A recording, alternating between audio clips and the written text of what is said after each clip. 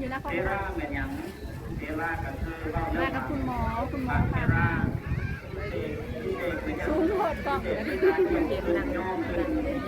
ลื่อนขึ้นเลื่อนตำแหน่ง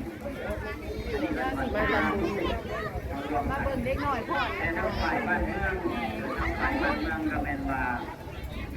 ครูบาจ่อยกับครูบาธรรมดาก็ยกขึ้นย่อขึ้นว่า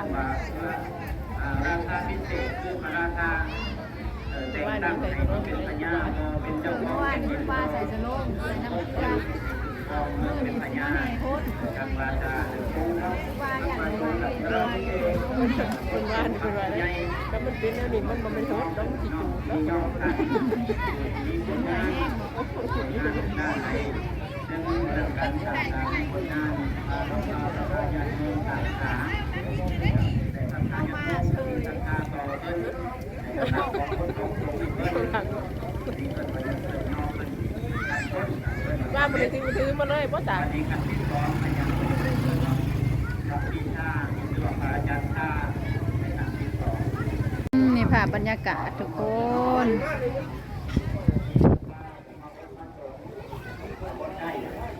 คุณระเบียบคุณระเบียบคุณระเบียบโอ้ยเอิญกับบตีงเอิญกับบอันนี้เดี๋ยวสิบมาคุณระเบียบไปเอิญฮะคุณระเบียบคนสวย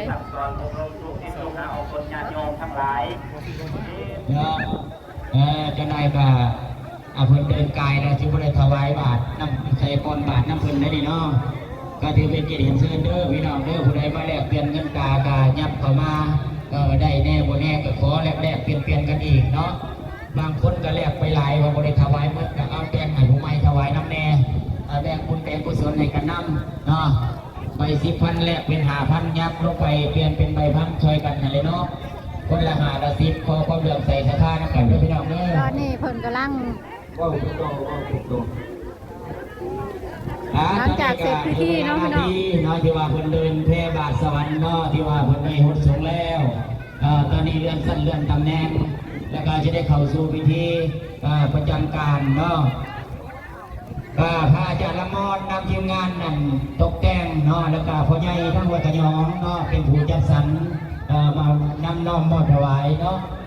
เวทีเฮาก็ใกล้สิสำเร็จแล้วก็ถือว่าขอถือเป็นเกียรติเชิญแขกทุกภาคส่วนเนาะต่อมาบนบาทตอนนี้ระยะสุดท้ายเนาะพันผู้ใดบริมาบนจะเสียดายเนาะการทำบุญทำกุศลนี่หาเป็นปีกันลำบากในเพื่อสิยากมาได้ทั้งหมดง่ายเนาะบ้านนักของไฟจนบ่ได้อยู่ได้นอนเป็นอาทิตย์2 อาทิตย์จัดแจงเวลาตกแต่งสถานที่กองบุญทุกคนช่างหน้านอนช่างหน้านอนให้เหยียบจ้าลงใจเด้อเด้อขอให้ทุกท่านนั่งดูเด้อทำจะอาหารลงทานเนาะทั้งที่อาหารในประเทศปูเนาะเจริญอาหารลงทานมีทางสนามโรงเรียนไปทำที่เสร็จสิ้นพิธีก็ออกไปทำงานได้เนาะในการมีที่งานได้ที่งานคือทำบ้านสีเขียวก็พร้อมที่จะแจกจ่ายอาหารน้ำกินเนาะมีส่วนร่วมของการเนาะลูกหลานญาติพี่น้องอะไรที่ว่าก็มาสอนแล้วก็จะไม่ได้เห็นเชิญทำเอาเครื่องกินของหวานน้ำกันเนาะก็ขอที่จะทุกคนเจริญทุกคนทำออกเป็นญาติโยมญาติพี่น้องแขกผู้มีเกียรติทุกท่านที่มาวันในงานวันนี้ขอให้เจริญรุ่งเรืองในหน้าที่การงานเนาะประเทศไทยก็ไทยวันนี้มีความสุขที่อยู่ดีมีแห่งสุขภาพเป็นแข็งทุกคนเนาะสาธุ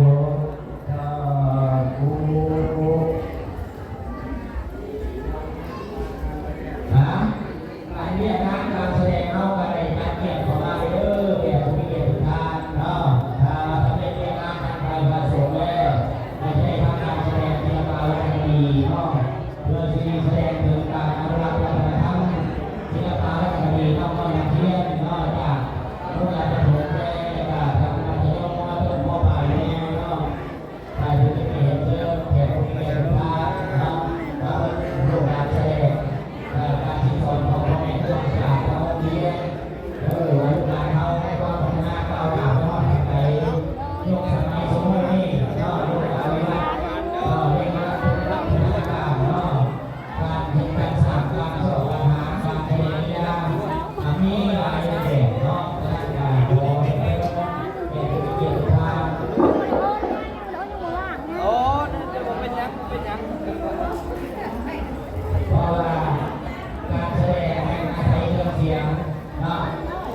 ส่ไทย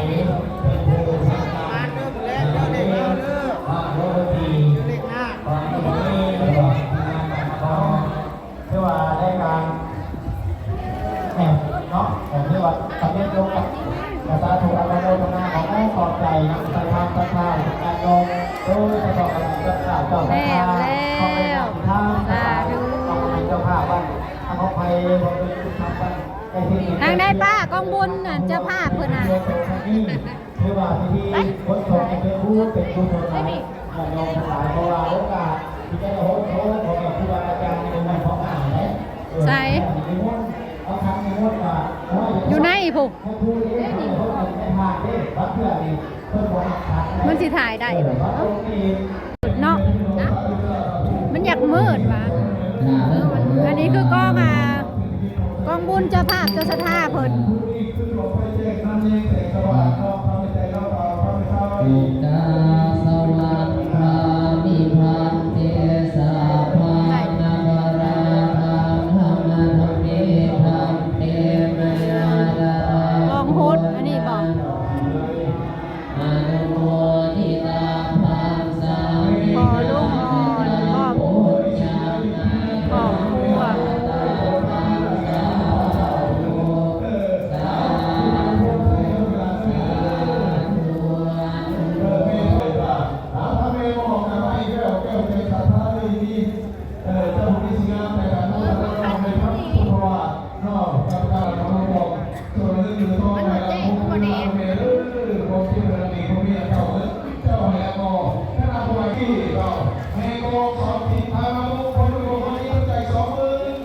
จะภาพเจ้าสถากองโฮดเพิ่นเนาะพี่น้อง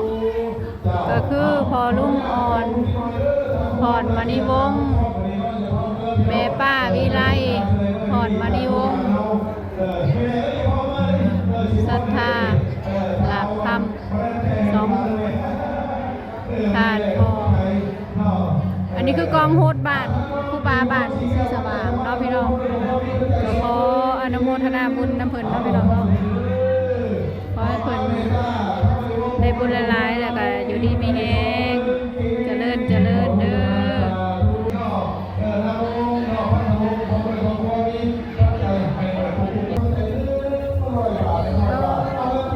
บุญนะพี่น้องเด้อก้อนน้องทำบุญหวงผลเด้อพี่น้องเด้อมาดีน้องนี่ดาวนี่ก็ดมเนาะ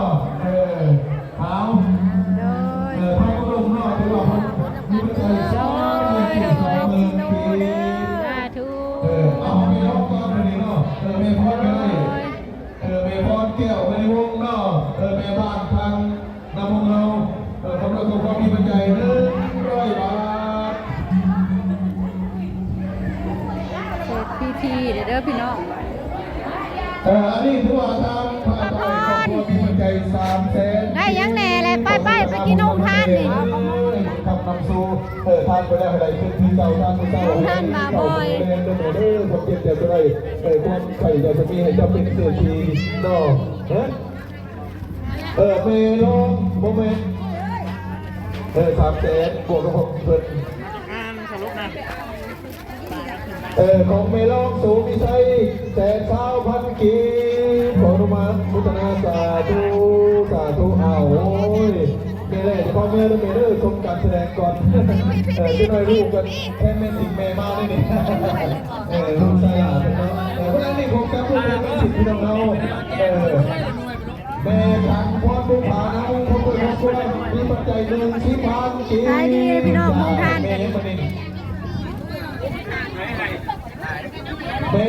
นนอกทางบ้านอาจารย์พร้อมด้วยครอบครัวมีปัจจัยบาบอยเป็นผู้แจกนะเศร้าหน่อยพาแตงโมแต่ยังไม่ต้องการเมนวนพอทุกผานามุงไม่อาจพอไม่ต้องบอกไม่อาจพอทุกผามาโม่ใหญ่เราจะไปที่ไหนสายไปกันผู้เด้ผู้ตักไอติมเอาแต่ไหนต้องมีรอบเตรียมพร้อมจะรอที่นั้นพอเราเลยเอาพี่น้องเอามาถ้าพี่เลิกผมจะได้ทำการแสดงแล้วมามีก็ได้คนที่ว่า คือกินใช้ภายในพันที่นี่ที่นาจริงโดยพันนอกเป็นโอกาสจะได้ต่อสู่การต่อยอดมาไปที่ไหนยังร่วมกันนะบุรีมากทำที่เลยจะได้แสดงทำการแสดงไว้แบบนี้เนาะที่หน่อยคนที่มาพูดฟ้าแบบนี้ว่าวุฒิจะนำแสดงจะนำแบบนี้เนาะมาเถอะเนาะ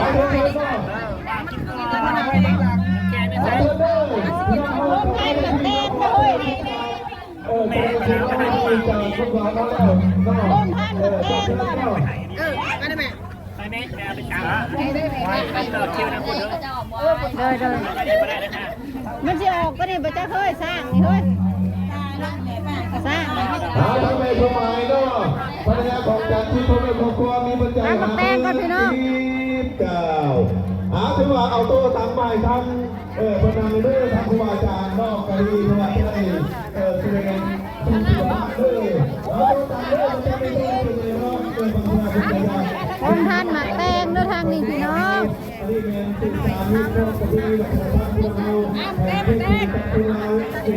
ขอใส่ถุงด้วยทางนี้ขอบใจเด้อ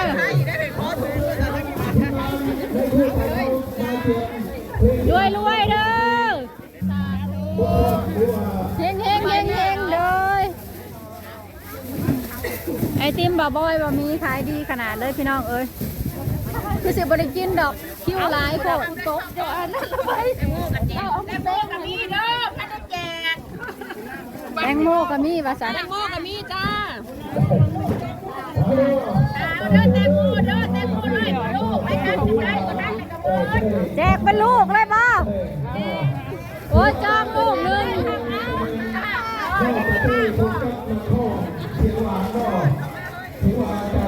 หาแตงโมพี่น้องเฮา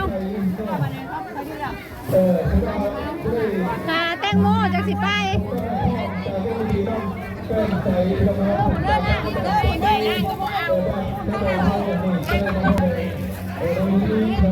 แจกน้ำต่อบ้านนี้พี่น้องเอ้ย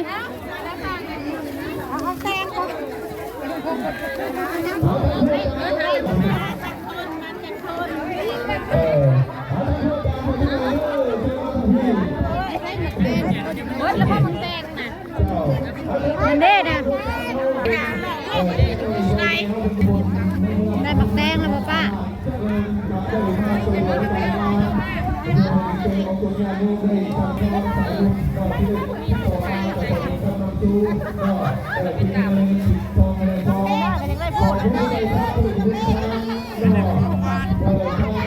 หากินไอติมน้ำบ่บอยหากินไอติมเจ้ากินไอติมนั่นง่ายพอโดยได้กินแล้วนี่มาชิมกินบ่ได้เราขอบใจเอ้ย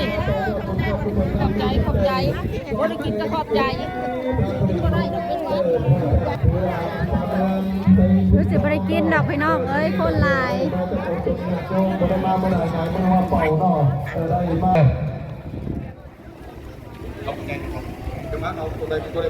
สะโบกำลังสิเมื่อแหละทุกค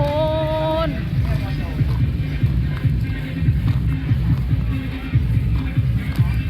ลูกชายเขาอยู่ทางใดเด้เนาะ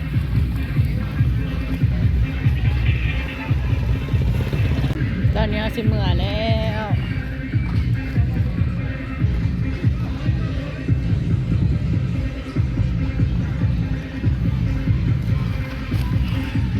โอเคขอบคุณสมองสบอนเขามารับเบิ่งรับชมพี่น้องพอกันใหม่คลิปหน้าพี่น้องสบายดี